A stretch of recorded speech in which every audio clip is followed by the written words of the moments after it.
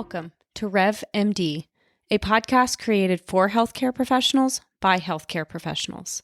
We will share tips on medical billing and coding, as well as workflow optimization to help practices succeed, thrive, and grow revenue. Welcome back to another week of the Rev MD podcast. This week, I have a special guest, and I'm excited to introduce you to Dr. Carolina. Now, before I hand it over, I think it's important for us to recognize why we started this podcast, right? I want to be able to invite guest speakers who can share their experience, share how they've been able to be successful in private practice and grow their own revenue. And so I'm excited to speak with Dr. Carolina today, who can talk a little bit about her background and how she's been successful. So without further ado, I welcome Dr. Carolina. Would you please introduce yourself? Sure. Yeah, no, thank you so much for having me. This is awesome. I'm really happy to be here. So I am Dr. Carolina Sueldo. I am a double board certified OBGYN and infertility specialist. So it's a very long acronym, reproductive endocrinology and infertility. And basically my path is a little bit of an uncommon one. My parents are both physicians, but born and raised in Argentina, who came to this country in the early 70s. So I was born in Central California. Fresno is my hometown. I was here until about the age of 15, and then we moved. And we moved to Buenos Aires, where I actually completed high school and did the SATs, did all the things, was planning to come back, and ended up staying in Argentina to be close to my family. So I completed medical school in Argentina. I then did my OB-GYN residency here in California, and matched for my infertility fellowship in Connecticut. So I got to spend 3 years in the Northeast, which was awesome. I actually really enjoyed my time there. Decided that wasn't really the right fit to live long-term though. And then ended up taking a position in Miami. I was young, I was single. It was a great time in Miami. From the first few years of my career, I met my now husband, and together we decided to move back to California. And we've been here for almost 4 years now. So since we've been here, there's been a lot of firsts. So, we got married, I had our first house together, 2 babies, so all the things. And we're really enjoying our time here in Cali. Oh, that's awesome. And now where are you settled in? Are you back in Northern California?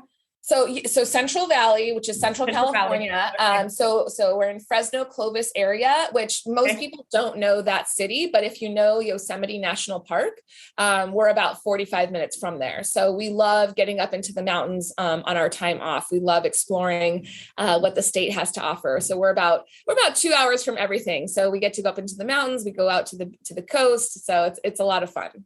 That's awesome. I grew up in the East Bay, so California. Oh, so yes. I know, yes. And while we live in Denver now, we definitely, California has a special place for us. So that's awesome.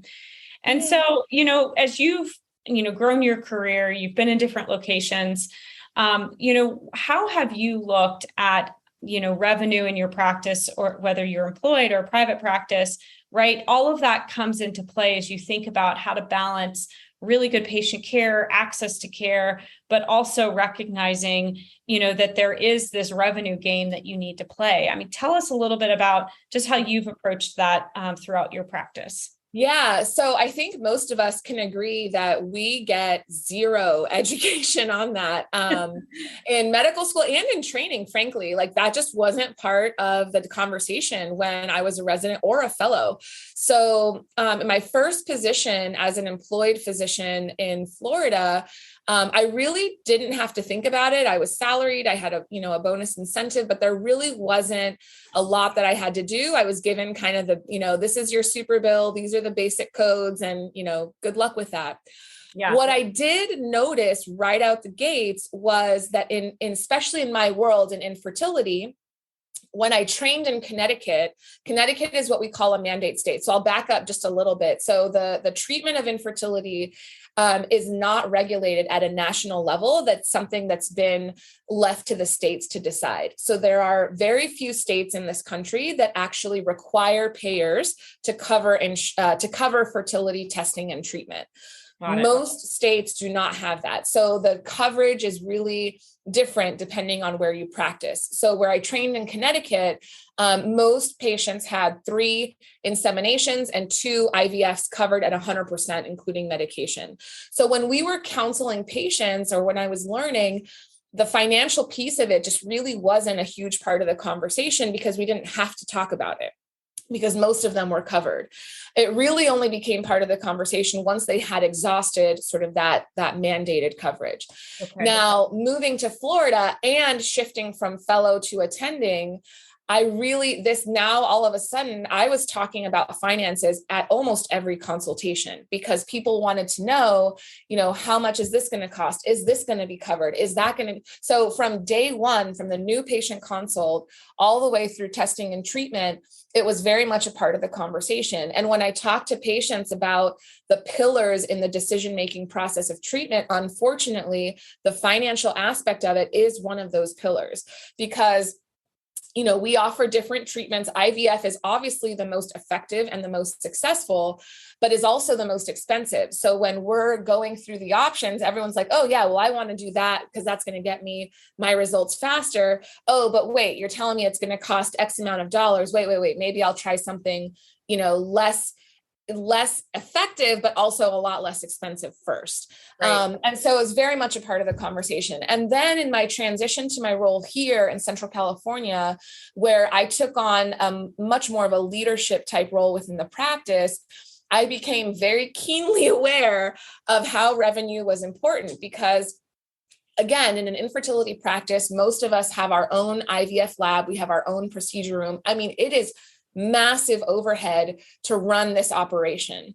And so you very quickly realize that revenue, like that has to come in. It just has, there's no way otherwise to stay afloat, let alone be profitable because you're covering so much overhead. So it's a little bit different than your average sort of doctor's office in terms of the space, in terms of, your lease expenses, your procedure room, your lab, the lab itself is extremely expensive to maintain, all the equipment and things that are, the media that are needed for the procedures. So those are all things that I became very acutely aware of.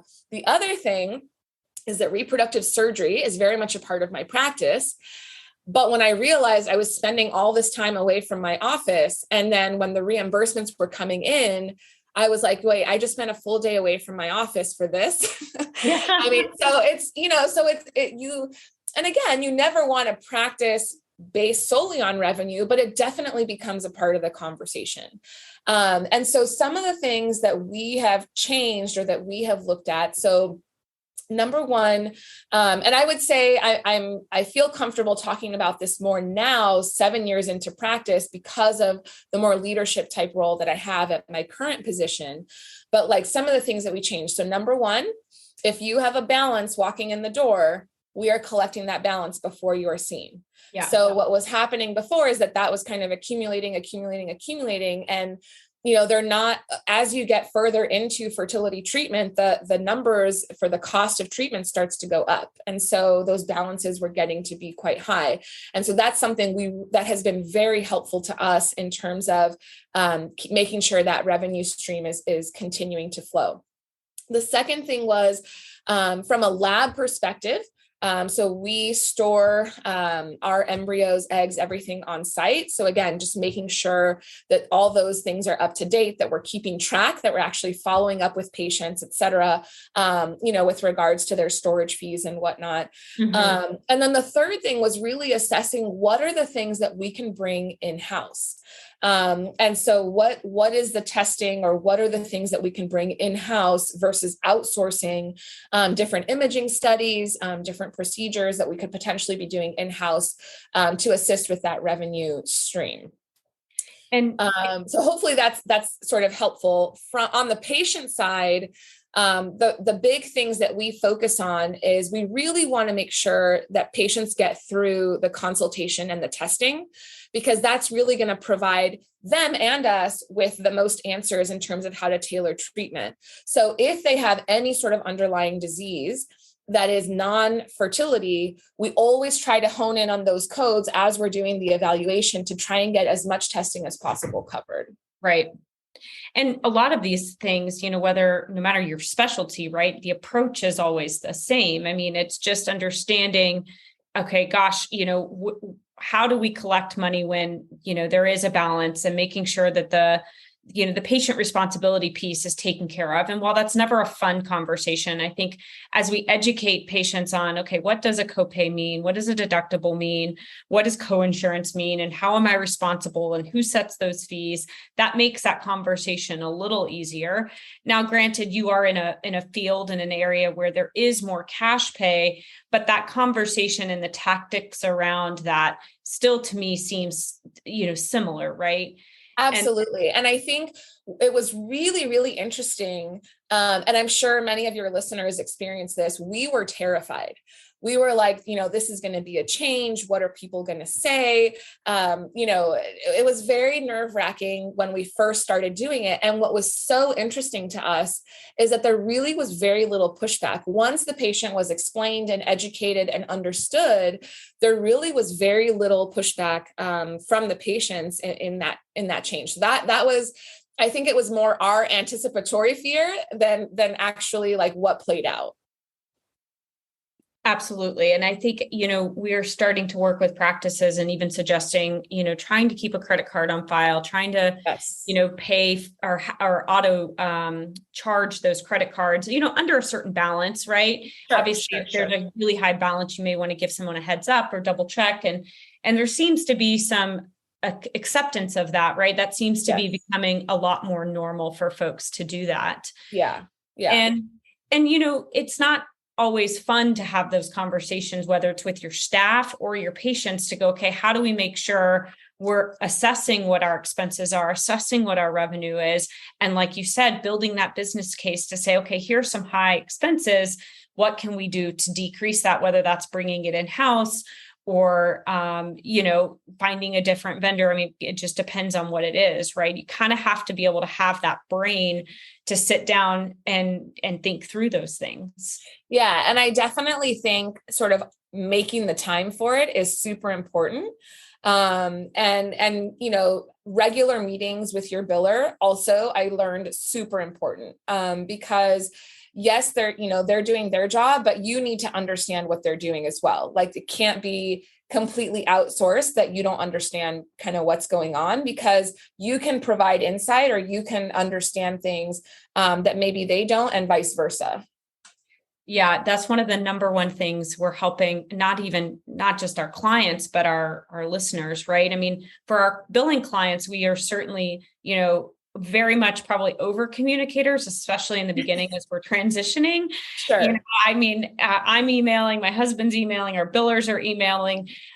We are absolutely fanatics around the data. I like to show, 12-month trends, monthly performance, regular check-ins. I mean, it's just critical. And if you have an in-house team, definitely need to do that same thing, right? There should be no difference whether you outsource it or you have that service in-house. So definitely. And then one other thing that's been happening across the specialty, and I think this is true, for most, and I would say hopefully most specialties, but definitely across infertility, is the price increase of going through treatment. From when I started, let's say I finished fellowship in 2015 to now, the price of treatment across the board has gone up, and it's never a fun thing. But again, just like with what we were talking about earlier with the balanced collection, when you explain and you give patients a heads up and it's not kind of dropped on them as a surprise, we actually, both in Florida and here in California, did not see a huge pushback from patients. Like they understood, unfortunately, this is part of the trend as inflation goes up and other things become more expensive as well. Yeah, we're seeing that all over the place. Gosh, anything from housing stuff to construction. I mean, everything's just going up right now. So that's good to hear that patients are also understanding that. I don't think any of us are enjoying that, but it is what it is. Exactly. It is what it is. It's a necessary thing, unfortunately. Yes. All right. So I want to kind of shift gears a little bit. So Yeah. I know that you have started some educational resources and would love to hear more about what you're offering and things you're talking about, what's going on outside of your day-to-day work job. Yeah, no, I really appreciate that. So I think I really was propelled into sort of the online spaces, really driven with the motivation that patients were coming in and they just really had this like deer in headlights look. Like they were coming to me, and for the first time in maybe 2, 3, 4 years since they'd been trying, we're starting to hear about, different diagnoses or different diseases or whatnot. And then on top of that, having to be educated about the treatments, the cost of treat, it's a huge balloon that's extremely overwhelming to patients. And so really kind of drove my passion for education, because if the patient comes in educated and empowered, then they're going to be able to understand and take on, something as big as IVF, because it is like a major life event. So over the last couple of months, I've really started to cement my online presence on Instagram and Facebook. So patients and providers, honestly, there's a lot of great resources there for providers as well, can find me on both platforms at Dr. Carolina Sueldo. And then I recently launched a YouTube channel, just short, quick 10-minute videos once a week, with little snippets of things that, those questions that you wish you had your doc in your back pocket, and you're like, oh, let me pick up the phone and just quick question. Let me just ask you this one quick question. Or, your patient's like, oh, doc, I, email you this one quick question. So my goal was to try and address those quick questions in those YouTube videos to try and assuage some of the patient's concerns in between visits. So I'm on YouTube is the same as Instagram and Facebook, all under my name, Dr. Carolina Sueldo. And then in my Instagram, I actually have a link to monthly Q&A sessions that I'm doing for patients. And those are free of charge for patients and providers, frankly. If they have questions about fertility, the goal, again, is, to raise awareness and educate and empower. So I'm sort of in all the things right now, but really with a mission to educate and empower. Oh, that's great. And so what is the best place for folks to reach you? I know you shared I would start with my Instagram account, because that's going to give you the link to the webinars. And then I'm always posting about my YouTube channel there. So I would definitely start there. You can always, comment on my posts or DM me separately with questions. I don't give medical advice over social, but I'm definitely happy to kind of educate and provide some direction. Oh, that's great. And then just for the audience, can you spell your name so that they can go and find you on Instagram and look at all of these amazing resources? Yeah. So Carolina is spelled like North and South Carolina. And then my last name is Sueldo. So Sueldo. So hopefully that's easy enough. That's great. And then I'll also have a link to your Instagram and your stuff at the bottom of the podcast. So folks can just click away and head straight and have all of these great resources at their fingertips. So I really appreciate you coming on today. I think it's just always great to hear from other physicians and how they're approaching their own practice with regards to revenue, and how they're, also educating parents or patients, I should say, as well as physicians. And it's just such a great thing that I think more physicians are getting into. And I'm just so impressed with what you're doing and all the stuff that you've started to create. So I'm excited to see that content grow. Thank you so much, Heather. Yeah. And I love that you're doing this podcast, because I said at the very beginning of our talk, we never got this education. This was never something that was taught to us. This was a learn on the job type of thing. And so I think having resources like what you're providing, and I know you had a webinar recently, right? The Metric Mastermind. So we're talking all about billing metrics that any practice, regardless of their subspecialty, can track and trend, so they have an idea of, gosh, am I in the right direction? How are things going? Especially if you have outsourced it, or if you don't have direct oversight of your in-house biller, it's so critical to be monitoring these metrics. I just want to thank Dr. Carolina for coming and joining us today. It was such a great interview and so exciting to know about all of the resources you're creating for your patients and for others out there. So appreciate you coming and look forward to seeing all that you have grow. As always, if you are enjoying this podcast, please share it with a friend or two. And if you're looking for a new medical billing team, please reach out. on our website, nationalrevenueconsulting.com.